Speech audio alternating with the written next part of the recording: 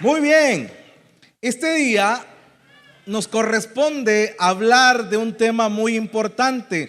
Como estamos en el mes de las madres, hacemos a un ladito aquellos temas bien específicos y nos concentramos en este tema muy bonito, y es acerca de la fe, el mejor legado de una madre.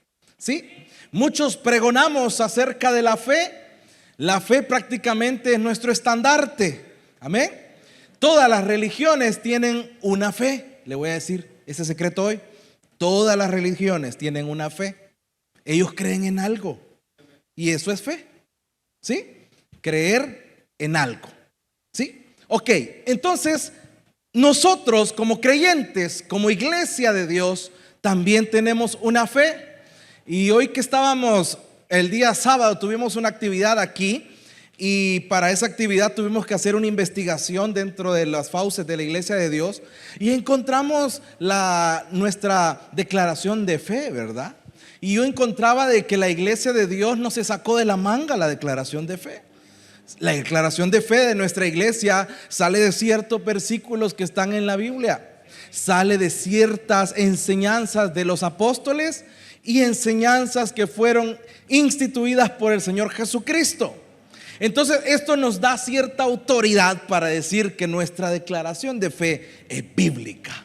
Amén. Y por eso la iglesia de Dios ha perdurado por muchos años, y usted pertenece a esta iglesia.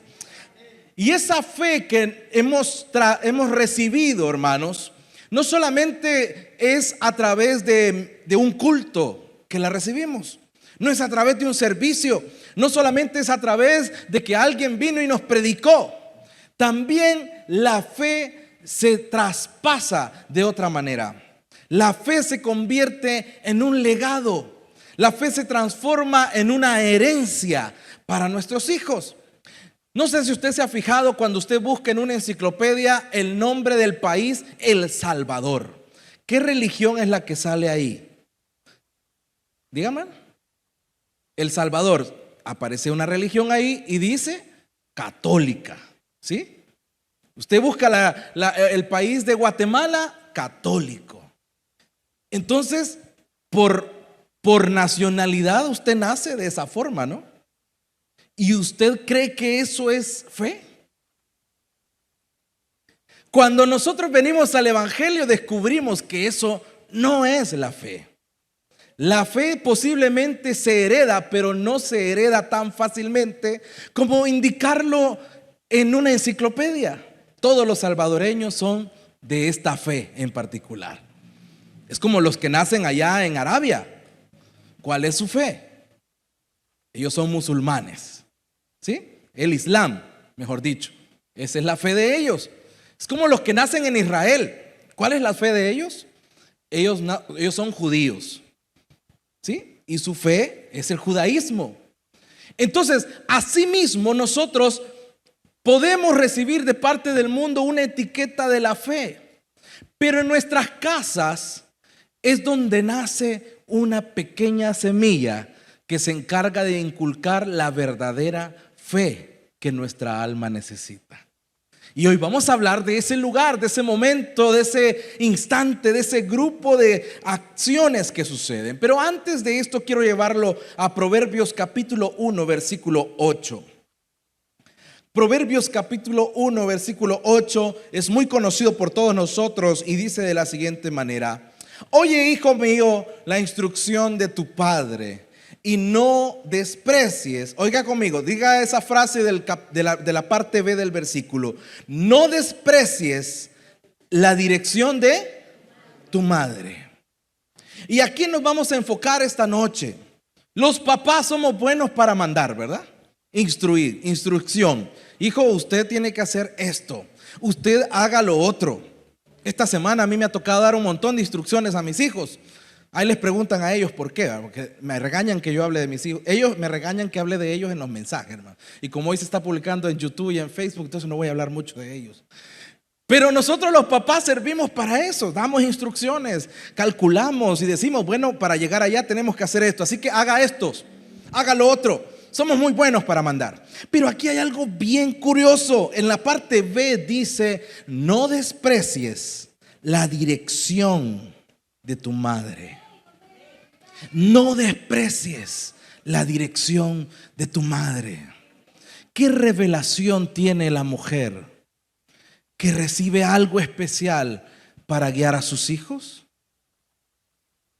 ¿Por qué se menciona esto tan importante?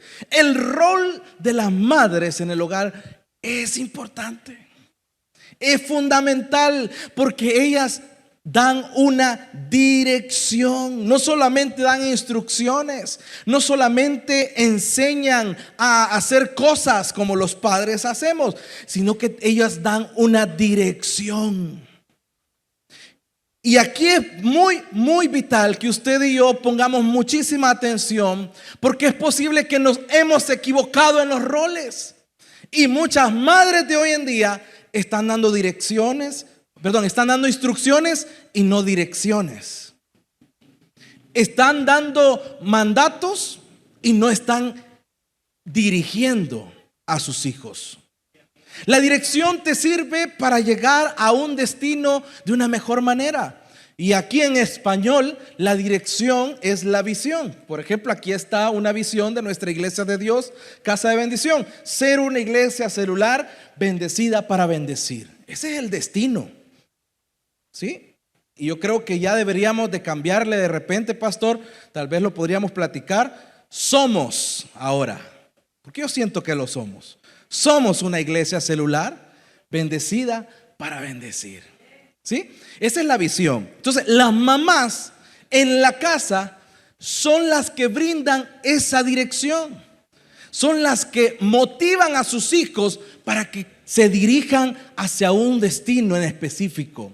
Ahora lo vamos a ver desde el punto de vista en nuestra creencia, que es la fe cristiana. Las madres en el hogar tienen un impacto importante con sus hijos, porque de ellas depende trasladar el legado hacia sus hijos sobre la fe.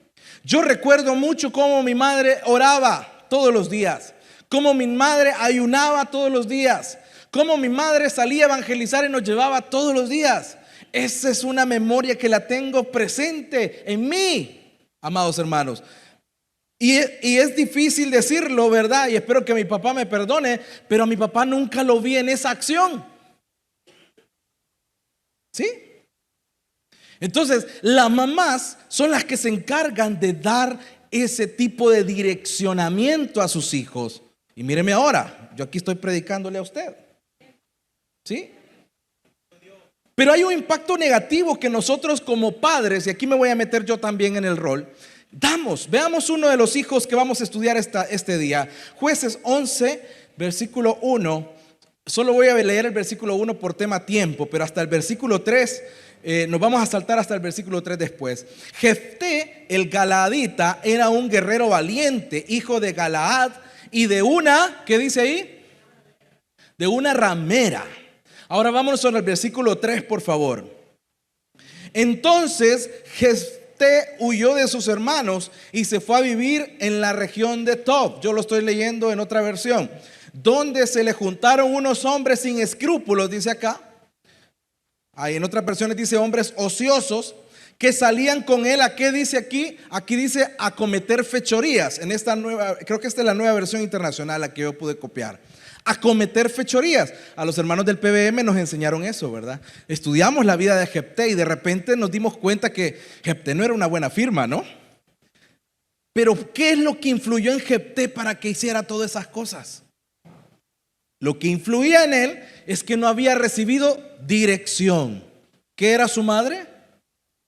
Era una ramera. Y no queremos decir que esto puede, que todo lo que venga de ese tipo de personas es malo. No, si esta persona se transforma su mentalidad, esa persona puede dejar un legado positivo a la sociedad y a sus hijos también. Pero esta mujer no había dejado un legado positivo a su hijo. Había sido expulsado de su familia, había sido expulsado de sus herencias. Sus hermanos lo habían desterrado totalmente. Y esta persona, por ser hijo de una ramera, por tener un entorno no muy adecuado para niños, esta persona se convirtió en un maleante, en un malhechor. Mire qué difícil esto. Y esto se ve hoy en día en las familias de nuestro país. Se ve hoy en día en muchas casas. ¿Y este niño por qué es así? Y hoy vamos a ver un ejemplo gravísimo en este momento. En Marcos capítulo 10, versículo 17, hay una lectura bien particular. Oiga bien, dice que cuando Jesús salía para irse, vino un hombre corriendo y arrodillándose delante de él, le preguntó: Maestro bueno, ¿qué haré para heredar la vida eterna? Jesús le dijo, y le dio una clave Jesús por ahí, ¿verdad? Le dijo: cumple los mandamientos, estos y estos. Vamos al versículo 20. Maestro, todo esto lo he guardado desde mi juventud, dijo el hombre. El versículo 21 dice: Jesús mirándolo, lo amó y le dijo: una cosa te falta. Ve y vende cuanto tienes y da a los pobres, y tendrás tesoros en el cielo. Entonces vienes y me sigues. Pero él, afligido por estas palabras, se fue, ¿cómo dice? Triste. Vemos aquí a un muchacho educado, ¿o no? Este era un hombre educado, era un hombre que había recibido instrucción, pero quizás no había recibido dirección. Quizás su madre solo lo había instruido, educado, construido. Recordemos que la instrucción es esa, construcción, es instruir, pero no lo dirigió hacia el futuro que él necesitaba. Cuando nosotros vemos este escenario, nos encontramos a un muchacho que había cumplido toda la ley de Moisés. Difícil, ¿verdad? Bien difícil. Se la picaba al muchacho: desde mi juventud yo he guardado todo eso. Pero cuando Jesús vino y le tocó algo que él amaba, y dice la palabra que él lo amó, es decir, tuvo misericordia de él y le dijo: te voy a dar la clave porque no has entendido todavía. Te voy a dar la clave porque quizás no has recibido la verdadera dirección desde tu casa. No se trata de cumplir requisitos, se trata de amar al prójimo. Ve y vende todo lo que tienes y compártelo con los pobres. Y ese pobre hombre se entristeció porque tenía muchas cosas. ¿Y de dónde estaba su corazón entonces? Esa persona no amaba a Dios. Esa persona amaba las cosas que había recibido. ¿Sí? Entonces, nosotros como padres somos responsables de que nuestros hijos reciban esta revelación. Ahora espero que usted se sienta bien comprometido esta noche, porque estos dos casos fueron de la vida real, hermano. Estos dos casos no fueron parábolas. Estos fueron historias de la vida real que están marcadas en las escrituras para que tomemos ejemplo como padres. La madre de este muchacho le enseñó todo, menos la dirección adecuada de la fe. Él no dependía de Dios, él dependía de las cosas. Pero no todo está perdido, iglesia de Dios. No todo está perdido. El legado de una madre define la dependencia de un Dios poderoso. Las madres tienen que hacer eso en sus hogares. Nosotros también los padres, pero como estamos hablando de las mamás, ¿verdad? Nos vamos a hacer un ladito los papás, ¿sí? Pero la labor de los padres en la casa es esa: provocar que su hijo tenga una dependencia de Dios. Yo recuerdo muchísimo las palabras de mi mamá cuando estábamos allá en Apopa, viviendo en una casa en medio de tanto conflicto. Ella nos hacía ver todos los días cómo era fulanito y menganito. No quiero pasar la tristeza que está pasando esa mujer. Yo no quiero, hijos, que ustedes anden así sufriendo como fulanito y menganito. Yo recuerdo que llegaba a nuestra tienda un muchacho de 12 años que ya era cobrador de un microbús. Se había escapado de su casa y como ya trabajaba, se había ido a vivir con otros muchachos cerca de la casa. Y un día llegó a comprar una burbujita de champú, de esas gorditas que vendían antes, ¿verdad? ¿Se acuerdan, hermanos mayores de 40? ¿Sí? Entonces enfrente de mí el muchacho le dio vuelta a la esquinita que se rompía, ¿verdad? Y se tomó el champú. Y yo dije: ¿qué estás haciendo? Dije yo. Y yo hasta la fecha de hoy, hermanos, no sé qué efecto tiene eso, porque no sé, no le encontré sentido. Pero cuando yo vi eso, yo me puse a pensar, gracias Señor por los padres que yo tengo, porque me han guiado. Yo no estoy sufriendo lo que ese muchacho está sufriendo. No estoy haciendo lo que le han enseñado a él. Gracias Señor. Y yo le hablaba a ese muchacho, yo no sé qué le pasó al final de cuentas, porque esa casa nunca duraban las personas ahí. Pero yo le quiero decir una cosa. Crear en los hijos la dependencia de Dios es importante. Lo vemos desde Éxodo, cuando el Señor determina ciertas leyes para los israelitas. En Éxodo capítulo 10 les dice: y para que cuentes a tus hijos y a tus nietos las cosas que yo hice en Egipto y mis señales que hice entre ellos, para que sepáis que yo soy Jehová.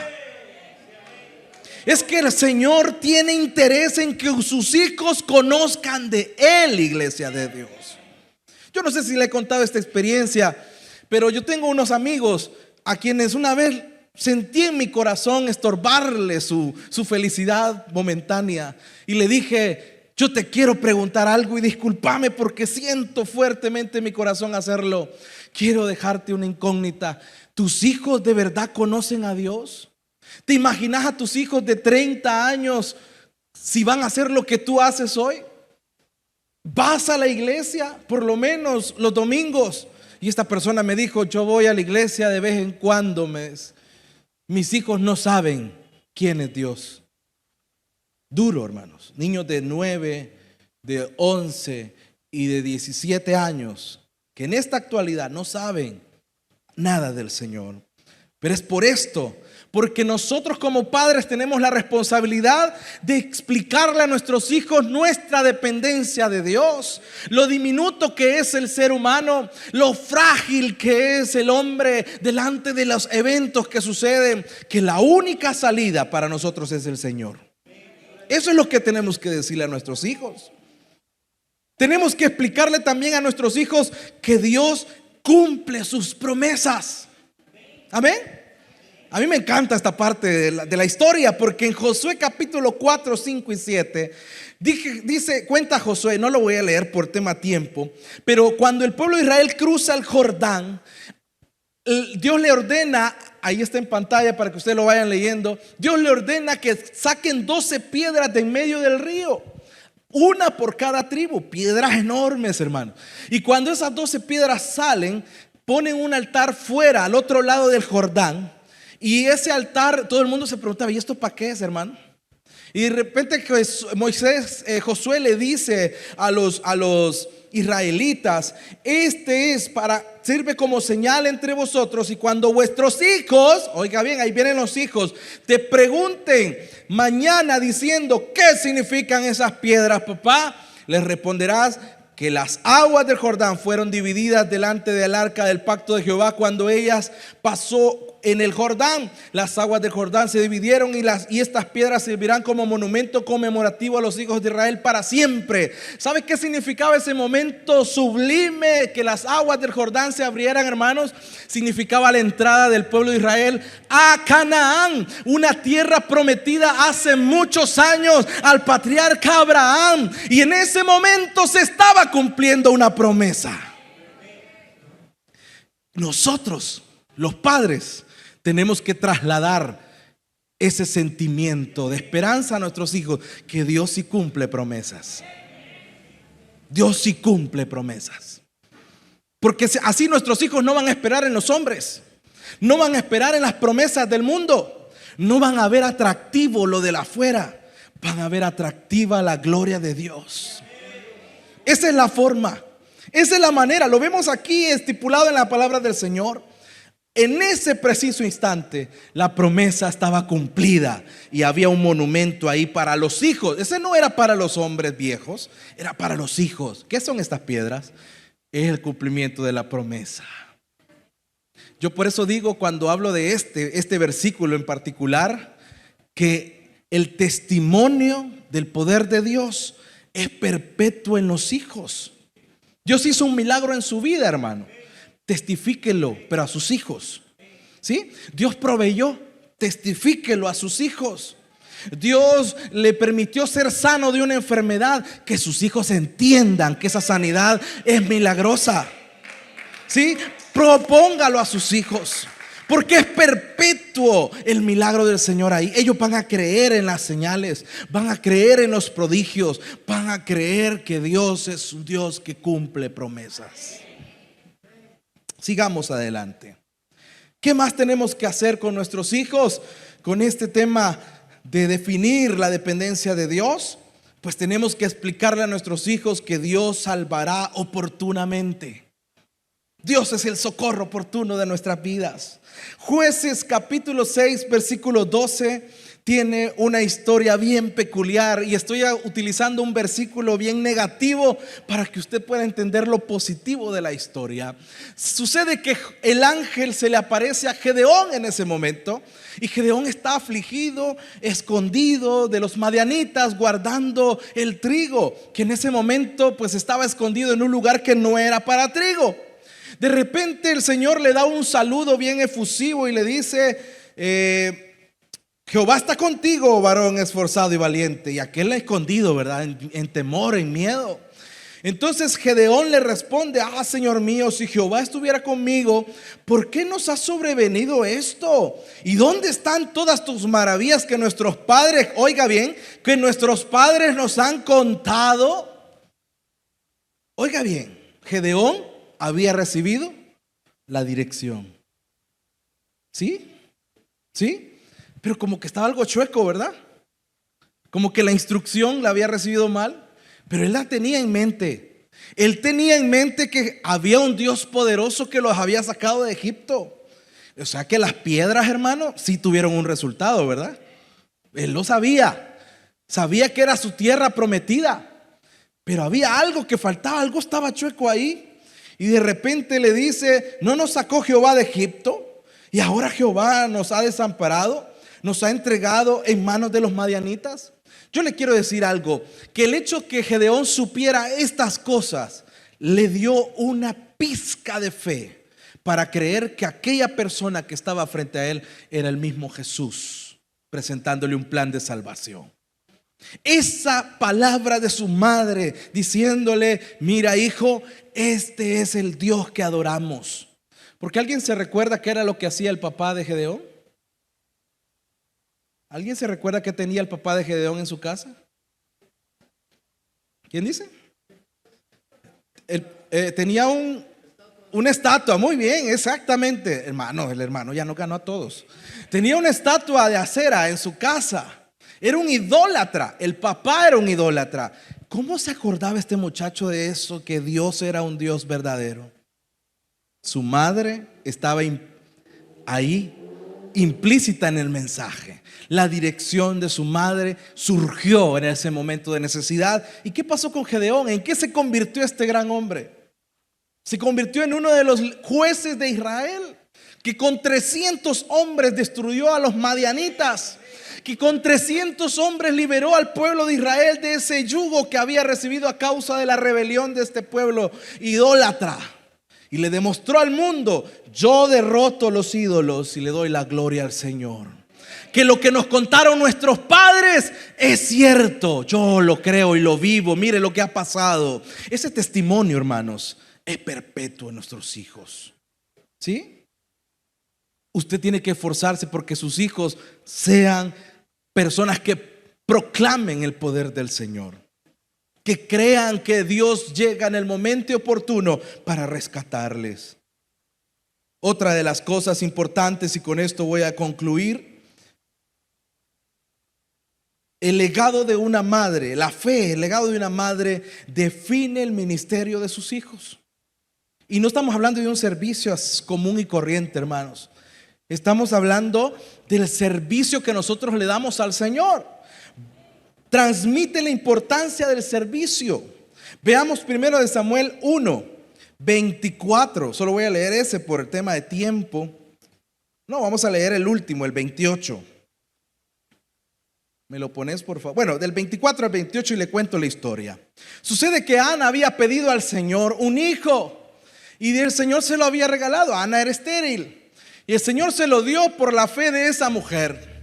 ¿Y qué fue lo que sucedió? Cuando el niño fue destetado, fue llevado al templo, se hizo un sacrificio, se hizo una gran ofrenda, un montón de cosas. Y en ese instante Ana dijo una cosa: voy a dar a mi hijo en servicio al Señor. Quienes tienen que hacer un aporte importante en esto son las mamás. Usted como madre, yo admiro a la hermana Karen de Ramírez, cómo viene en su carro con la tropa de niños, que no son todos suyos, solo son 3 suyos, y los otros 7 son de los hermanos, de los, ¿sí? Y creo que hasta sobrino, y creo que algún hijo suyo de andar ahí también. Pero la hermana Karen tiene ese amor por los niños, y ella prefiere invertir su tiempo y traer a sus hijos y a sus sobrinos aquí a la casa del Señor, ¿sí? Y me da mucha felicidad porque eso ha influenciado a sus sobrinas mayores. Ahí está ahora, que se me olvida el nombre, hermana, Valeria, que ahora ya está en escuela de música aprendiendo a tocar un piano. Y eso se lo debemos a esa mujer que ha estado presiona, trayéndolos al servicio, a presentarlos al Señor. Y el pastor dice algo bien importante, y yo le creo eso, yo lo hago, pastor, trato de hacerlo. Cuando él dice: vámonos para la iglesia todos, las tareas las hacen en la noche. Vaya a ver la agenda de mis hijos, a veces nos ponen ahí llamados de atención porque se nos olvidó hacer una tarea y andábamos en un campamento, andábamos en algo. Pero nosotros como padres le debemos de dar importancia a que nuestros hijos amen esto. Amen esto. Llegará un momento en que usted será una persona de avanzada edad y no va a poder hacer nada de lo que quiera hacer. Sus hijos lo van a hacer por usted. Sus hijos lo harán por usted. ¿Sí? Busque y gócese, papá y mamá. Gócese cuando usted traiga a sus hijos para que ellos sirvan. No se enoje cuando le den turno, hombre. Ay, otra vez te dieron el ayuno, hermano. ¿Sí? Ay, otra vez te toca el martes, y el jueves hay una gran trabazón. Gócese. Gócese como Ana, que se gozó y dijo: aquí te traigo, Señor, lo que tú me diste, lo que yo te prometí que mi hijo te iba a servir, aquí está. Haz con él lo que tú quieras. Yo le voy a decir una cosa: en esos primeros años de que estuvo amamantado ese bebé, ¿usted no cree que esta mujer empezó a cultivar en el corazón de ese niño el amor por el servicio? ¿Sí? Sabía que este niño se vestía de efod. No le correspondía quizás vestirse a él de efod, pero él se vestía de efod y ministraba en el templo todos los días. Y hubo algo importante, que se le dio la revelación del futuro de un país a un niño como Samuel. Samuel recibía ¿Quién es el responsable entonces de que sus hijos sean grandes en la fe? ¿Quién es el responsable? El pastor, los líderes del ministerio de alabanza. Se enojan con nosotros, hermano. Los líderes de diáconos, los de iglesia infantil, no me ponen, los de arte, no le ponen el papel de Jesús a mi hijo. Y él es bien chelito, colocho. Usted no sabe, hermano, Jesús era negrito. ¿Sí? No somos nosotros, iglesia de Dios, es usted. Usted es quien tiene que hacer que su hijo piense como un siervo del Señor. Usted es el que debe de cultivar en el corazón de ese pequeño que él es un servidor del Señor. Póngase de pie. El legado de una madre, la fe, fortalece el llamado de los hijos. Y aquí vamos a otro tipo de servicio. Vemos en 2 de Timoteo 5:7 la memoria de Pablo diciendo: trayendo a la memoria la fe no fingida. Y Pablo se refería a lo siguiente cuando decía fe. No se refería a esperar un milagro, no se refería a que oraba y los enfermos sanaban. Pablo se refería a que Timoteo cumplía todos los requisitos que Jesús había demandado desde el principio hasta el fin. Significa que Timoteo era ejemplo de los creyentes. Significa que Timoteo era un personaje de levantar, de admirar en la fe. Él no decía no al servicio. Él no decía, sí, voy a dejar de ir a la iglesia hoy por ver el partido del Barcelona y el Madrid. Él renunciaba a sus necesidades por el amor al Señor. Por eso es que él dice aquí: la fe no fingida que hay en ti, la cual habitó primero en tu abuela Loida y en tu madre Eunice, y estoy seguro que en ti también, por lo cual te aconsejo que avivas el fuego del don de Dios que está en ti por la imposición de mis manos. Y entiendas esta parte, amados hermanos, no solamente por el bautismo del Espíritu Santo o el poder de Dios para hacer milagros o todo eso. Entiéndase que Timoteo recibió autoridad en ese momento. Cuando Pablo le puso las manos, Timoteo tuvo autoridad para predicar el evangelio en un mundo perdido en idolatría, en un mundo perdido en ideologías perdidas, en un mundo que no entendía nada de lo que era Dios. Timoteo tenía la autoridad, y como un joven, como un niño, se levantaba en medio de los hombres y predicaba, y tenía su iglesia viva, encendida. Un muchacho.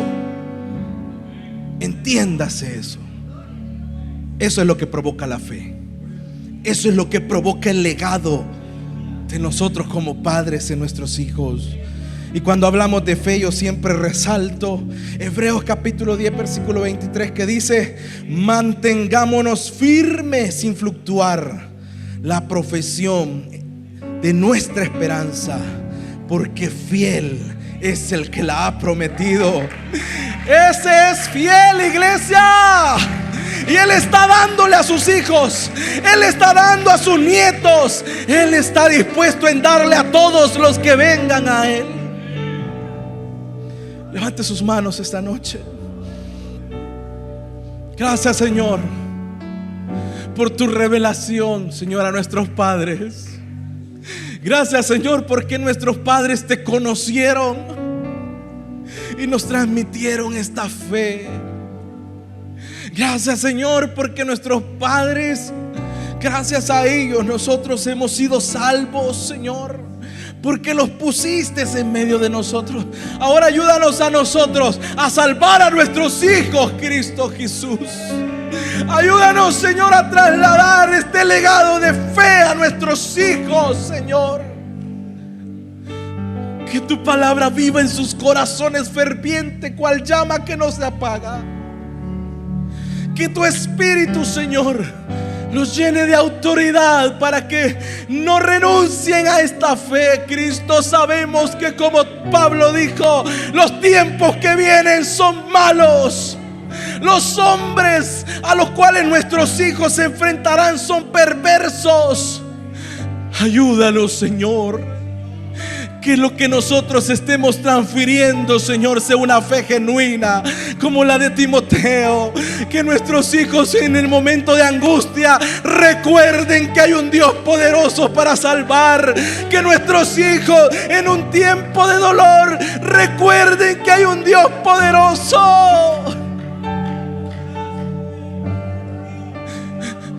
Oh, sí, Señor. Clamamos por estas generaciones que están creciendo en este tiempo de apostasía. Que el enemigo no ensucie sus pensamientos, Señor, con ideologías vanas.